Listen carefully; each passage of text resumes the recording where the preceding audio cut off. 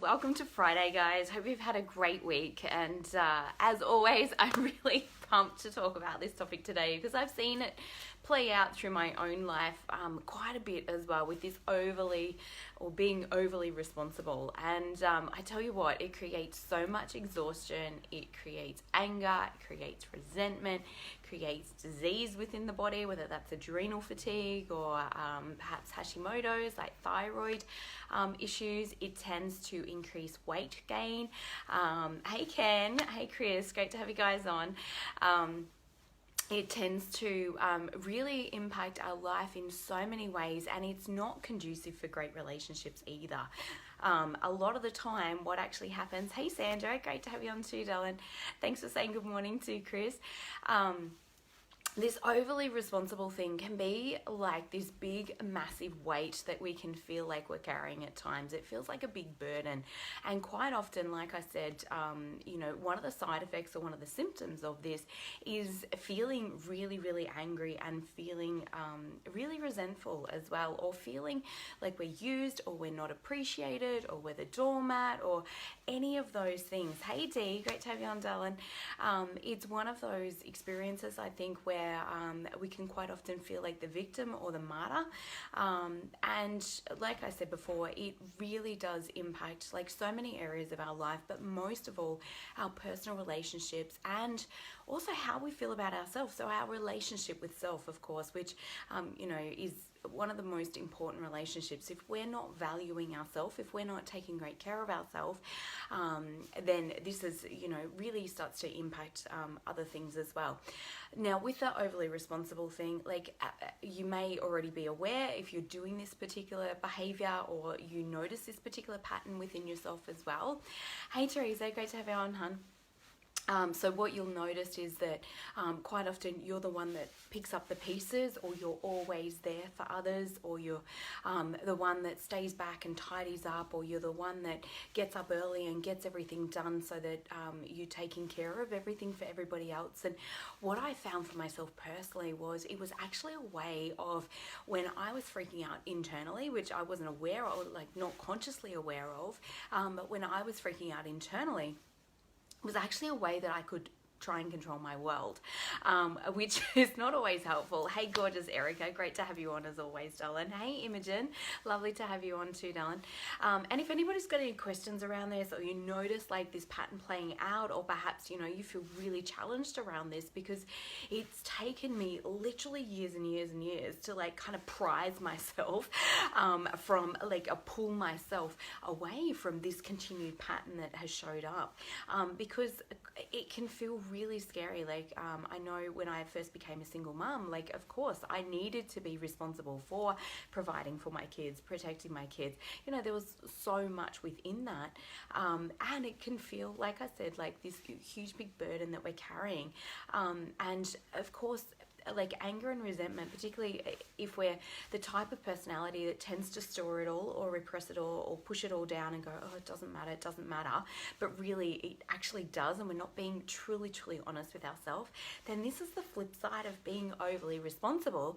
We're actually not taking responsibility for our own life. So it's one of those things, and it fascinated me when I actually realized what was actually going on.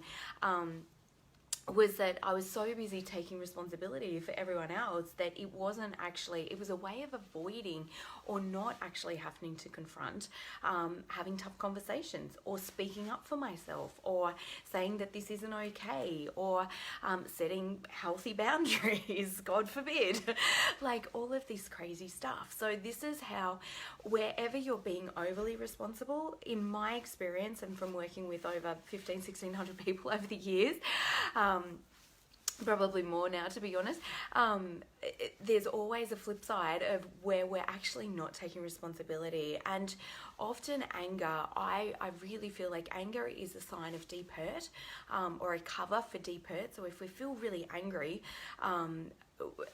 chances are we're actually not allowing ourselves to feel actually hurt or feel the way that we're actually really wanting to feel. So it's a cover for that. But quite often as well, it's a sign that there's been a boundary that's been crossed. It's actually not okay, but we've not addressed that, or we've not spoken up around that. I know if I'd been listening to this like 5 or 10 years ago, probably more around 10 years ago, but even, 5 years ago, a lot of this behavior is still playing out, and I'm certain there's probably still lots of this behavior playing out. So it's not, I've got it perfect or anything else. I'm just a lot more consciously aware of it now as well. Hey Lisa, great to have you on, darling. And I've been doing recently a lot of work on just releasing the belief, releasing the thought, I'm responsible, it's all my fault, or it's all my fault, I'm responsible. And I think particularly as kids, we can take this on board very subconsciously, remembering that a lot of our patterning has happened between the ages of 0 to 7. We don't have an analytical mind at that time. We don't start to create that analytical mind where we have the ability to be able to discern things, or the adult or mature perspective to actually step back and go, hang on a sec, what's actually really going on here? And a great question that I was given by a beautiful lady that I love to work with was, if this wasn't my fault, what's actually really going on here? Because I was so used to actually assuming responsibility and assuming that I was to blame, or it was because of me, that I would then step in and take responsibility. Now, I was taking responsibility for other people's feelings, for situations that actually weren't my responsibility, feeling bad, feeling guilty. So if you experience a lot of guilt as well, this might be the other thing that's kind of playing out for you too. Hey Di, great to have you on, darling. Hey Heather, lovely to have you on as well. And so if you notice that you do experience a lot of guilt, you'll be taking responsibility on some level, or attempting to take responsibility for other people's feelings. Now, in truth, of course, we can't actually take responsibility for other people's feelings, but what this does is, when we feel powerless or when we feel out of control, which particularly as kids, it can be very frightening. It can be very scary to have a parent that's stressed or that's angry or that's upset. And so if we blame ourselves, if it becomes our fault, then it gives us something that we can actually try and change in order to correct the situation, right? So this gives us an element of control back in a situation that we actually felt powerless or out of control. Yeah, it sounds like you're resonating with this as well, Lisa. It's taken me years to kind of unpick a lot of this stuff, because it's like, gosh, I feel there's such a strong sense of responsibility. And, that can be resourceful. It's not always a bad thing either. So, like, if it's, I'm not on here, like, beating it out. It's a great thing to take responsibility. But are we taking responsibility for the things that we can control, and, that truly are our responsibility, like our own happiness, like our own decisions, like how we're choosing to be, or who we're choosing to be, and how we're choosing to show up in life, and what we're choosing to demonstrate, and the action that we actually take, are we taking responsibility for that? Or are we trying to take responsibility for things that really aren't our responsibility, in a way to actually avoid needing to confront some of those situations or some of those circumstances inside us? And, another great saying that I love is, people will treat us the way that we teach them to. So if for a long time we haven't taken the responsibility of addressing some of those behaviors, or saying, hang on a sec, that's actually not okay with me, it's not cool with me, or it doesn't feel good for me, can we have a chat about that? If we've not taken responsibility for that, then quite often we're blaming, or so we're in the blame game, and placing that responsibility back onto somebody else. Well, they should treat me better, or they should be this way, or they should be that way.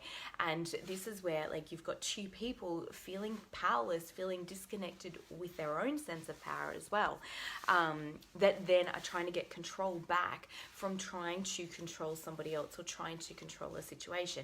Now, where this plays out as kids, like I said, is if the parent is stressed, angry, or upset, that can feel really scary for a kid, particularly if we're like really young, but even for an older child as well. Like, if something's really upsetting, I think we give so much authority to our parents when we're kids, that, we often see that, if they're really upset, geez, it must be bad. Like, if they're not able to handle it, or they're not coping, oh my God, now I'm really, really, really scared. And so this is important as parents as well to remember. So I know I would have parented very, very differently had I had half the skills or half the knowledge that I had 10 years ago. But, you know, I was doing the best that I could at the time. And my kids have literally seen me grow and evolve over time, take greater and greater responsibility for how I'm showing up and for who I'm actually being. Because, of course, the thing that also happens in parent-child relationships, and this is what can be truly difficult, is that all those bits and pieces we haven't accepted about ourselves, we will be triggered by that in our child. So if we've made it wrong to be like super loud because our parents actually made it wrong, or withdrew love, or yelled at us because they were in a bad mood and we were too happy, or any of those things, and that can really impact then the way that we're actually expressing ourselves, or how we feel, or who we feel that we need to be in the world in order to be accepted, in order to be loved, in order to belong and fit in. Remember, we're hardwired for that stuff.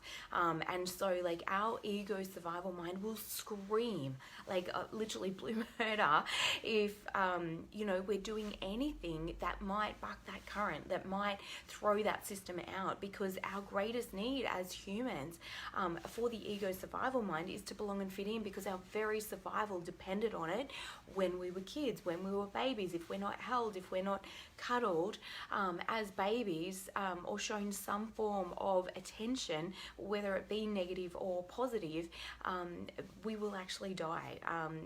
There's literally been studies on this, or fail to thrive at the very least. So this is super, super important. And it's really, really important to also remember whatever was going on for mum and dad wasn't, you know, 99.999% of the time, maybe we might have been being, you know, troublesome or annoying, or, you know, any of those things. But at the end of the day, like, we were probably just being kids and playing, or, you know, any of those things. And it's not to say that we shouldn't be, you know, guided and things like that. But when other people are projecting their stress or their anger or blaming us, so, oh my God, if you kids were just more quiet, then I'd feel better, you know. And we've probably said some of those things. You know, I can put my hand up as a parent and say, you know, I've probably done that, you know, numerous times, or if I haven't verbalized it, I've probably thought it for sure. Definitely, I know that for certain.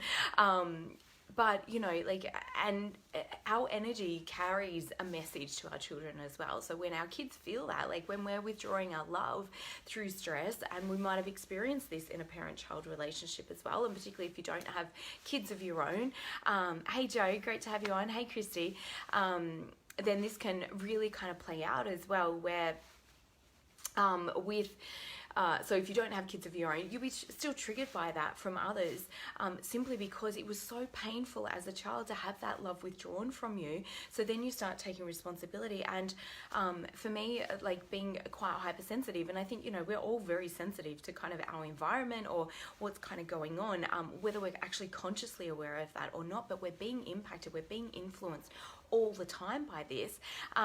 And so that can be really, really challenging, because we become almost like hyper vigilant. I know for myself, like I've felt like I've needed to be vigilant whenever I spend time with other people. So then I've realized that's really probably impacted on my need to be an introvert, because I find it very energetically taxing.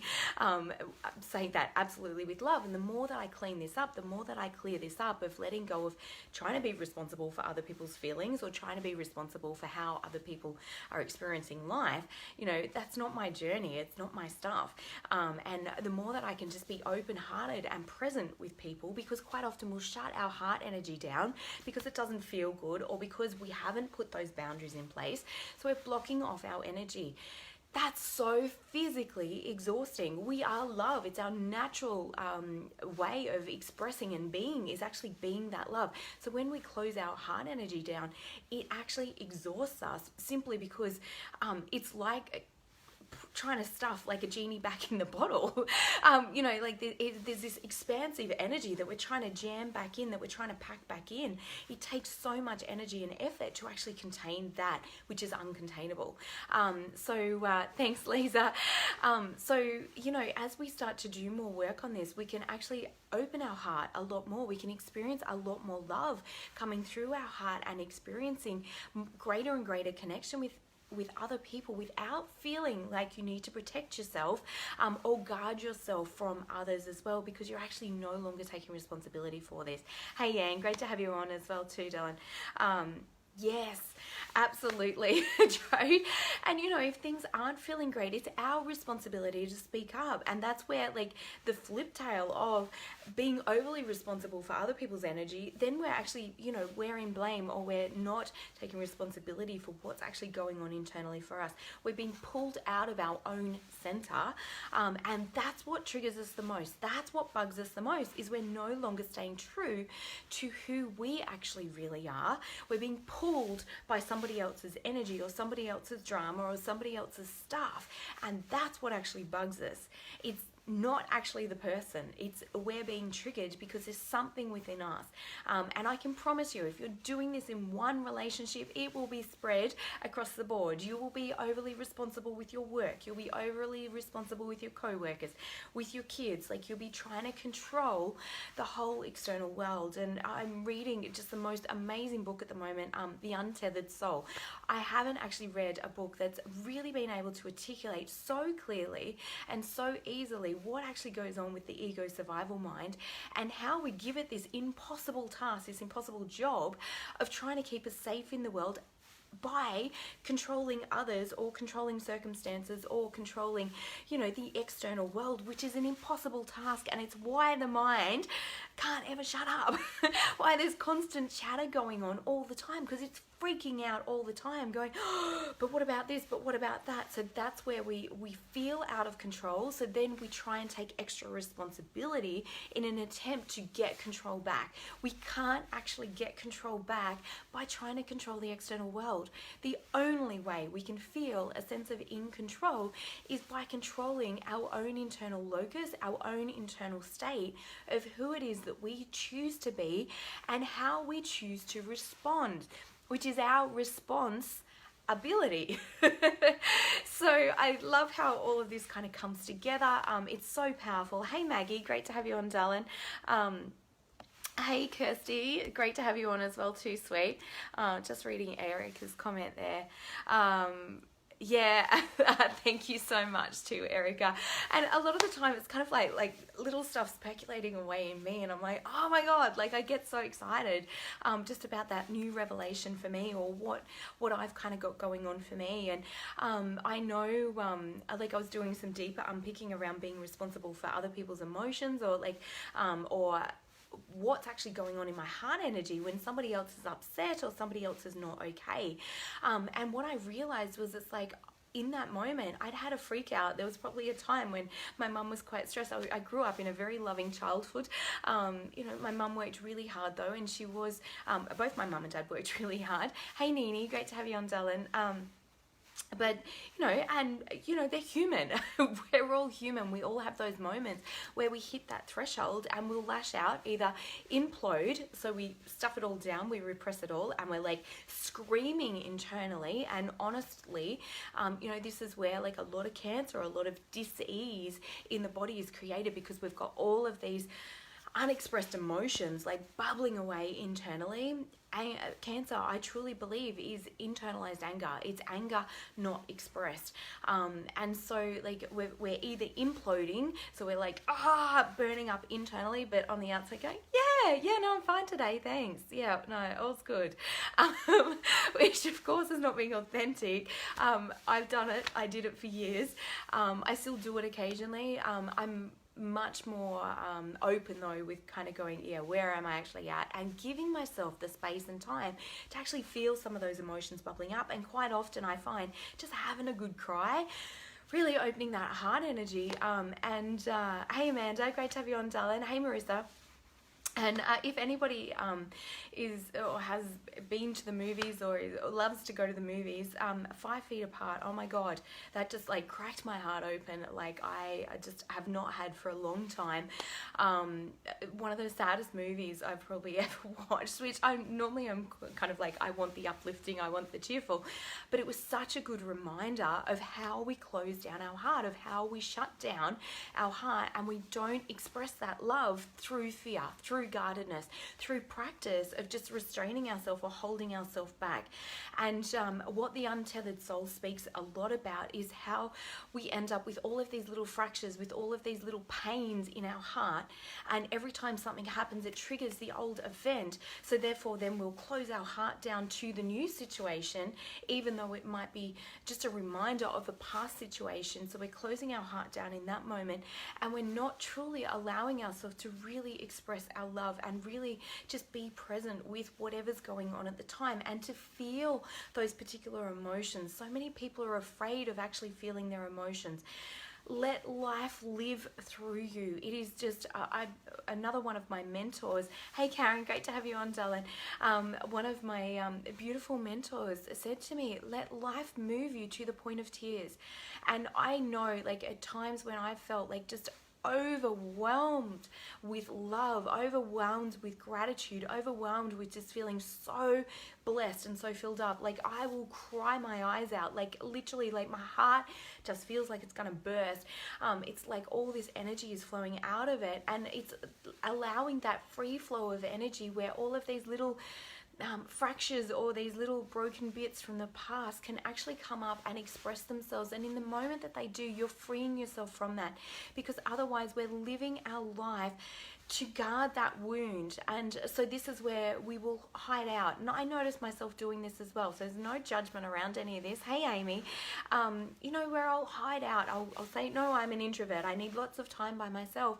But what it's actually doing, it's a way to guard and protect myself, so I don't feel like I've got to be overly responsible for somebody else's feelings, because I actually haven't dealt with what's actually going on at the root of that, which is me being pulled out of my center instead of coming back and just feeling all the different feelings that are going on internally. So it's not an easy thing to do, but it frees up so much physical energy. And when I say it's not easy, it's simple, but it's not always easy, because like I said, we don't always want to feel some of those deeper emotions of what life is bringing us. I know sometimes in my deepest grief moments, I could experience also the deepest joy and the deepest love, which sounds bizarre, but it was almost like being happy in the grief, or being, and you might have experienced that as well, like in other energies where it actually felt good to feel a particular way, because like suddenly you hadn't numbed yourself out anymore, you were actually allowing yourself to feel, and so you felt human again. You felt that you could really just be in touch with life again. And I think, that's the greatest experience. Life is, I think we can get very black and white with like, this is bad and this is good. It's all an experience. It's all here to teach us. It's all here to move us in a particular way. So the more that we come back to our own center, who is it that I choose to be? How do I choose to live?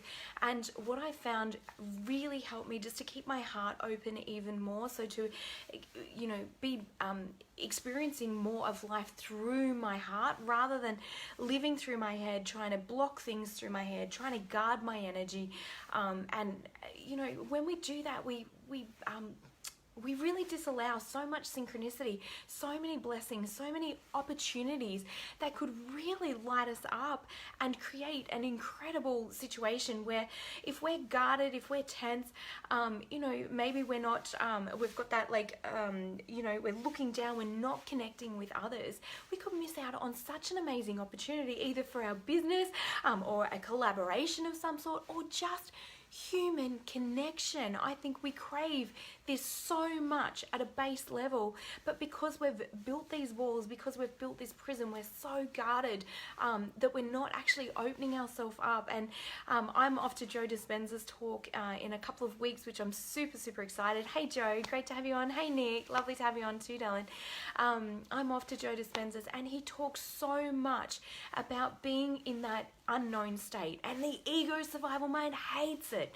It wants control, it wants certainty, it wants the tick off list, it wants to know I'm going to be safe, I'm going to be okay, I need to control my world as well. So absolutely, Erica. So I'm really excited about really exploring more and more about the quantum field and about living more and more in that unknown state, being open to receiving the miracles of life, being open to the synchronicities. I know one day I had an amazing experience where I was sitting down at the river. I'd just gone through quite a bit of heartache. I was blogging about it, and this beautiful lady, I really tapped into her energy. She was walking past with two of her dogs, and I just smiled at her, but her dogs like ran over to me, and they were all like excited and everything else. And so, it was really funny because one of her dogs were actually called Sally, and so she's like, Sally, come back. And I said, oh, that's really funny. My name's actually Sally.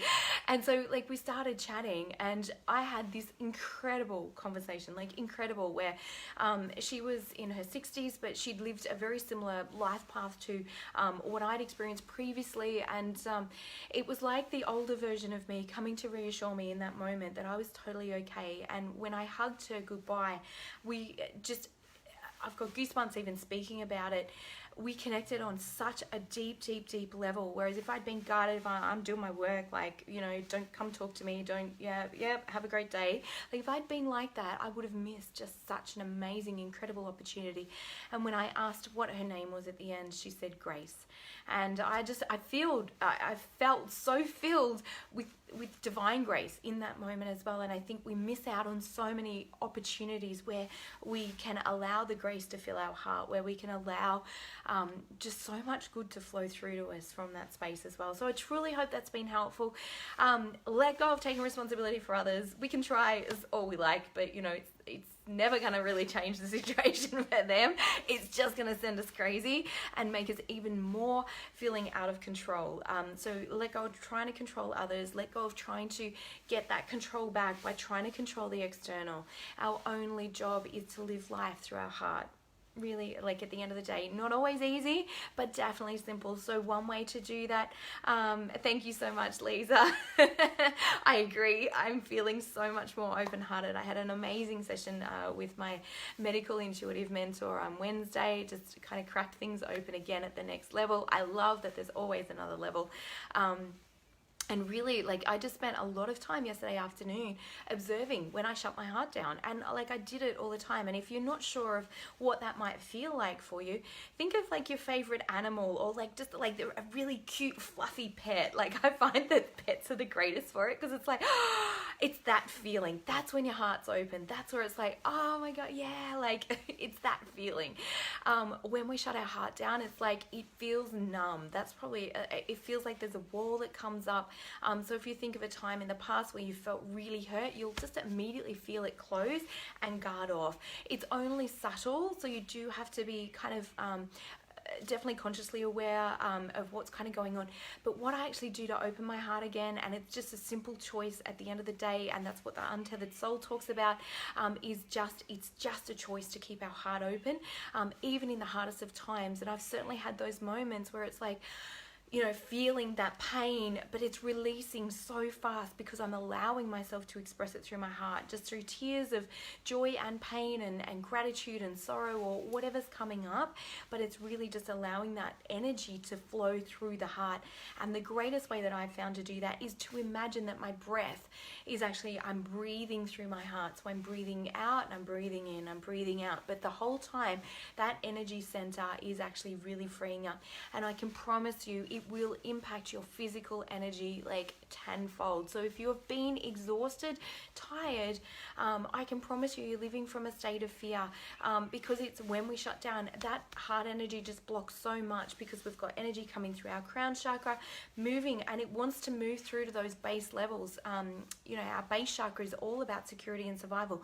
If we're blocked in the heart, that energy is not able to come down further into those other energy, those lower energy centers, which makes us feel tired, which makes us feel like we've got to be living in this lack and scarcity and fear place. So I truly hope that that's been helpful. Lots of love to you all, and have a fabulous Friday. Let me know how you go, what you've experienced as a result of this as well. So like breathing through your heart. Maybe you want to put a note up. I have a beautiful pink text to which I write all over. I've got a massive bathroom mirror, and I write reminder notes to myself all the time. Who do I choose to be? How do I choose to show up today? The purpose of my life is to joyfully radiate love. All these gorgeous reminders as well, just to bring you know, greater consciousness, greater awareness. And sometimes like I get used to seeing it, so you got to change up the image.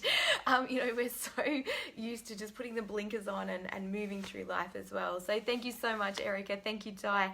So much love to you as well, to Nick. Hey, Colleen, great to have you on, darling. If you've just jumped on, you might want to jump back to the start, and jump in there. But really, at the end of the day, the more that we breathe and live through that heart energy, we'll have a greater and greater ability to respond to all things in life from a place of self-centeredness, not selfishness, self-centeredness, where we're staying centered within who we actually really are, which is that taking responsibility for ourselves as well. Lots of love, guys. Bye for now.